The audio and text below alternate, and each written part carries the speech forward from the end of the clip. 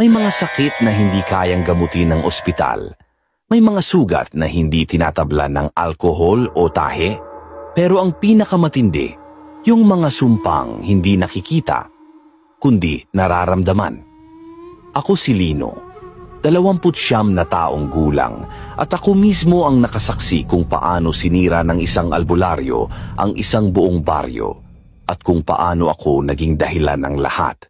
Magsimula tayo sa gabi ng aking pagbabalik sa San Roque, isang liblib na barangay sa lalawigan ng Antique, na matagal ko nang iniwan. Bumalik lang ako sa San Roque para sa libing ni Lola Pasing. Siya yung albularyo ng baryo namin dati. Matandang babae na parang walang edad. Lagi kong sinasabi dati, baka siya ang una pang albularyo ng buong Visayas. Malakas pa noon si Lola, kaya laking gulat ng lahat nang bigla siyang namatay. Walang paliwanag, walang karamdaman. Natagpo ang nakahandusay sa gitna ng hardin. May mga nakaukit sa balat niyang mga simbolo na parang sinaunang sulat. Pagkarating ko, sinalubong ako ni Tio Badong. Putit nakauwi ka, Lino. Hindi lang si Pasing ang nawala, kung ano-anong kababalaghan na ang nangyayari simula nang mamatay siya. Hindi ako naniniwala sa mga ganyan noon. Ako'y galing na sa Maynila, nagtatrabaho sa bangko, at para sa akin, lahat ng sakit may scientific explanation. Pero nabago yon sa mismong gabing bumisita ako sa lumang bahay ni Lola. Tahimik ang paligid. Ang dating puno ng alokasyon at sampagita sa bakuran, tuyot na't parang nilapnos ng apoy.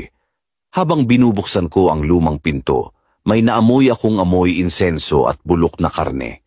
Hindi ko alam kung saan nanggagaling. Tapos may biglang humawak sa balikat ko. Paglingon ko, walang tao. Pero andoon ang kamay, itim, tuyot at nanginginig. Mula sa sulok ng mata ko, may anino akong nakita sa lumang silid ng orasyon ni Lola. Pumasok ako roon. Doon ko nakita ang lumang mesang kahoy at sa ibabaw nito may isang sulat na para raw sa akin. Nang mawala ako, Lino, ikaw na ang tagapagmana ng kaalaman, ang sabi sa liham. Ngunit may alitang kaalaman ang buhay na hindi mo inaasahang mawala. Natawa ako. Akala ko prank lang ng mga pinsan ko. Pero nung gabi ring yon, nagsimula na ang hindi ko maipaliwanag. Nakita ko ang sarili kong ginigising ng mga kuliglig na parang may sinisigaw. Sa ilalim ng kama ko may kumakaluskos. Pagyuko ko, may paris ng matang nanlilisik na nakatitig sa akin. Nagpanting ang tenga ko. Hindi ako makagalaw. Hanggang sa dahan-dahang lumabas mula sa ilalim ang isang nilalang na parang tao pero paluktot ang katawan at ang balat ay parang pinulupot na dahon ng niyog. May utang kang bayaran, Lino. Bulong nito. Binigay na sa iyo ang kaalaman. Kailangan mo na ngayong gumamot. Kinabukasan, pinilit kong kalimutan ang lahat. Pero sunod-sunod ang dumating. Una, ang anak ni Aling Miling, nilagnat ng halos papapaw sa osi at hindi tumatalab ang kahit anong gamot. Nang dinasalan ko siya gamit ang dasal ni Lola, gumaling siya. Pangalawa, isang lalaki ang may sugat sa tiyan na hindi nagsasara. Tinapalan ko ng halamang galing sa hardin ni Lola. Kinabukasan magaling na siya, pero may kapalit. Isang matandang babae ang natagpo ang patay sa bangin. Lumalakas ako sa bawat gamutan, pero parang may kabayarang hindi ko maunawaan. Gabi-gabi, sinusundan ako ng mga anino. Isang beses nakita ko ang sarili kong bumubulong ng salitang hindi ko alam. Oratio Veneficus, Corpus Meum. Hindi ko alam kung saan ko natutunan yon. Tinanong ko si Tio Badong kung may alam siyang tungkol sa lihim ni Lola. Hindi siya basta albularyo, Lino, sagot niya. Noong panahon ng mga Kastila, isa siyang babaylan, pero hindi lang panggamot ang alam niya. Marunong siyang magpagaling, pero kaya rin niyang pumatay. Doon ako nanginig. Ako ba ngayon ang tagapagmana ng kabutihan o ng kasamaan? Mas lumala pa ang lahat nang dumating si Mang Andong, ang lasenggong kapitbahay. May dala siyang bangkay ng anak niyang si Junior. patay matapos lamunin ng apoy ang kubo nila. Buhayin mo siya, sigaw niya. Albularyo ka, diba? May kapangyarihan ka. Hindi ko alam ang gagawin ko, pero parang may nagtulak sa akin. Binasa ko ang isa sa mga librong iniwan ni Lola.